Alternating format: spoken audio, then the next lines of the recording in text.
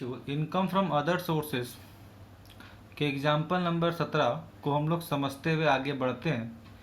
यहाँ पर क्या कहा गया इसको हम लोग एक बार देख लेते हैं। देखिए, उसके बाद हम लोग पेन एंड कॉपी में इसे बनाएंगे। एक निवासी व्यक्ति मिस्टर श्याम 31 मार्च 2019 को समाप्त होने वाले वर्ष के लिए अपनी आय का निम्न विवरण प्रस्तुत करता है। Mister Shyam a residential individual submits the following particular of his income for the year ended 31 March 2019।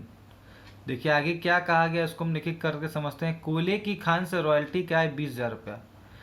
A royalty from a coal mines 20,000। ये हम जानते हैं कि अगर आपके पास आपने कोल माइंस लिया है तो उसका रॉयल्टी देना पड़ता है। ये आप रॉयल्टी, अगर मान लिया आपके पास माइंस है, आप रॉयल्टी आपके के रूप में आपको इनकम मिल रहा है, तो ये आपके लिए अदर सोर्सेज का इनकम होगा। पाकिस्तान में कृषि आय 15। देखिए भारत के बाहर है, एग्रीकल्चर इनकम है या कोई भी इनकम होता है वो अदर सोर्सेज में आता है। एक वर्ष में अर्धकालीन सेवा के लिए वेतन 21,000। इसका अर्धकालीन का मतलब पार्ट टाइम जॉब किया, ध्यान रखिएगा पार्ट टाइम जॉब वो कर रहा है, इसलिए वो उसका इनकम फ्रॉम सैलरी आएगा, इनकम फ्रॉम अदर सोर्सेज में नहीं आएगा। देखिए C number, salary for a part time job with a form 20। वही पार्ट टाइम जॉब के बारे में जो हमने अभी एक्सप्लेन किया। इसके बाद क्या कहा गया, salary as a member of parliament 36,000। ये आपको पता है, हम बार बार बता चुके हैं। 36,000 पार्लियामेंट मतलब आप एमपी होने के नाते आपको सैलरी मिल रहा है, वो इनकम फ्रॉम अदर सोर्सेज में काउंट होगा। Daily allowances as MP, daily allowances मतलब उसको एमपी होने के नाते पार्लियामेंट में जाने के लिए डेली अलावेंसेज मिलता है, वो पूरी तरह से एग्जेम्प्टेड होता है, ये नहीं आएगा। His residential house has been taken on a rent of 1,000 per month. देखिए एक घर लिया है उन्होंने, 1,000 रुपया घर भाड़े पे लिया, ठीक है। Half of which he has सब लेट एट 1,200 पर मंथ। इसका क्या मतलब है, आधा घर उन्होंने क्या किया, भाड़े पे लगा दिया और 1,200 रुपया में। सोचिए एक घर जो है वो पूरा का पूरा घर उन्होंने कितना में लिया, 1,000 रुपया में किराए में लिया, ठीक है। आधा घर उन्होंने कितना में लगाया, 1,200 रुपये के हिसाब से लगा। इसका मतलब 12 महीने का, तो इस 1,000 का जो वो किराया कितना दिया, मात्र 500 रुपये। तो हम लोग निकाल के दिखाएंगे कैसे होगा, अभी मैं समझाऊंगा इसे भी। Dividend receive from a cooperative society fund, याद रखना इसको, जब कोऑपरेटिव सोसाइटी की बात होगी इसका मतलब है ये टीडीएस नहीं करता, इसलिए ग्रॉसअप करने की आवश्यकता नहीं है। As he has incurred the following expense, paid collection charges 100 for collecting dividend. ध्यान रखिएगा, paid collection charges 100 for collecting dividend. देखिए डिविडेंड को इकट्ठा करने में ये खर्चा 100 रुपये, इसको तो आपको देना होगा, ठीक है। 3,000 spend for earning and collecting royalty income. Royalty income का 3,000 रुपये। ध्यान रखिए रॉयल्टी इनकम, एक बार मैं बार बार बता रहा हूँ, रॉयल्टी को इकट्ठा करने में हो सकता है कुछ खर्चा भी करना पड़े, तो वो 3,000 तो वो उसमें डिडक्टेबल होता है। Compute mister Shyam is income from other sources for the assessment year 2019-20। आगे देखते हैं कैसे बनता है। हालांकि मैं इसे दिखा के समझा सकता हूँ, लेकिन फिर भी मैं बना रहा हूँ, ठीक है, ध्यान रखिएगा। चलिए बच्चों हम लोग सॉल्व करते हैं इसे। देखिए सबसे पहला आया यहाँ क्या,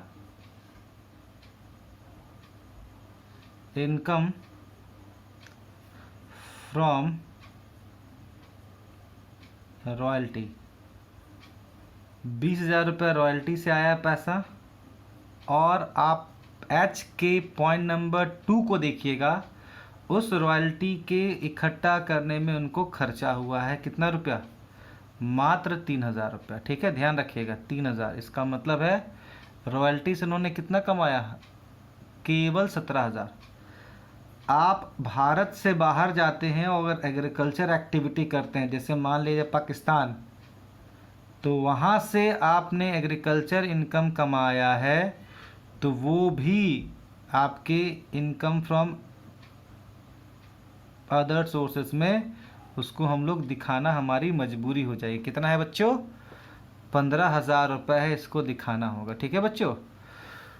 फिर देखिए इसके बाद कहा गया salary for a part time job with a firm 21,000। यहाँ नहीं आएगा, क्यों, क्योंकि ये पार्ट टाइम जॉब है, सैलरी मिल रहा है, इसका इनकम फ्रॉम सैलरी के हेडिंग में आएगा, सैलरी वाला काम नहीं आएगा, ठीक है। लेकिन तीसरा salary as member of parliament, ये आएगा।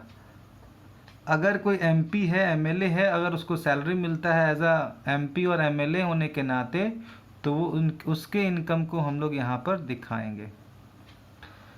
फिर कहा डेली अलावेंसेज अगर एमपी को मिलता है तो वो ध्यान रखिएगा, अभी मैं बता चुका हूँ, उसके एग्जेम्प्टेड माना जाता है। देखिए सबसे बड़ा यहाँ पर एक बहुत इनकम फ्रॉम सब लेटिंग, ध्यान रखिएगा, इनकम फ्रॉम सब लेटिंग की बात हो रही है। मतलब क्या, हमने घर भाड़ा, देखिए पूरा घर था, हमने लिया, आधा घर जो है हमने भाड़े पे लगा दिया। कितना बाबू, 1200 रुपया पर महीना। मेरे पास कितना पैसा आया, 14,400 रुपया आया। ठीक है, इस पूरे घर का भाड़ा जो हम दे रहे हैं वो 1,000 है, लेकिन ये इस घर का भाड़ा हम कितना दे रहे होंगे, केवल 500 रुपये। तो ये 500 रुपये खर्चा है, रेंट पेड, मतलब रेंट पेड कर रहे हैं कितना, 500 इंटू 12, मतलब पूरा का पूरा 6,000 रुपया हम इसको पेमेंट कर रहे हैं।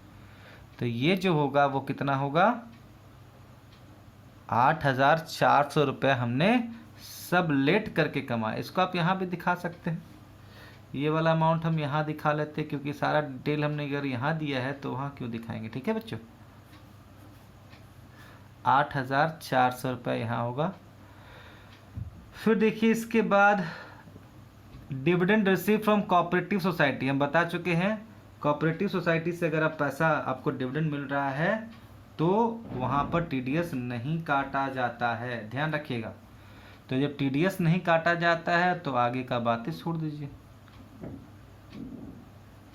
फिर ग्रॉसअप नहीं होगा। डिविडेंड फ्रॉम कोऑपरेटिव सोसाइटी,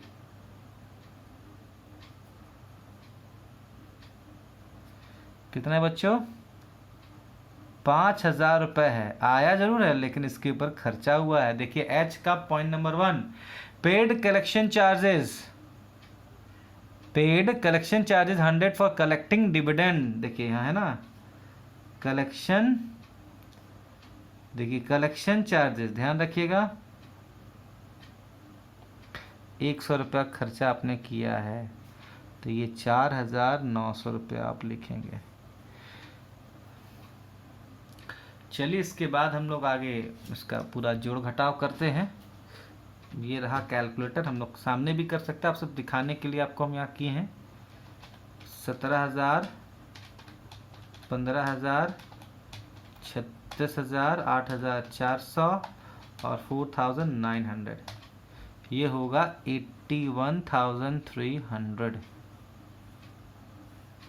ठीक है, आगे देखते हैं। Income from other sources. हम आशा करते हैं इस वीडियो से आपको बहुत हद तक ये चैप्टर ख़त्म करने में आसानी होगी।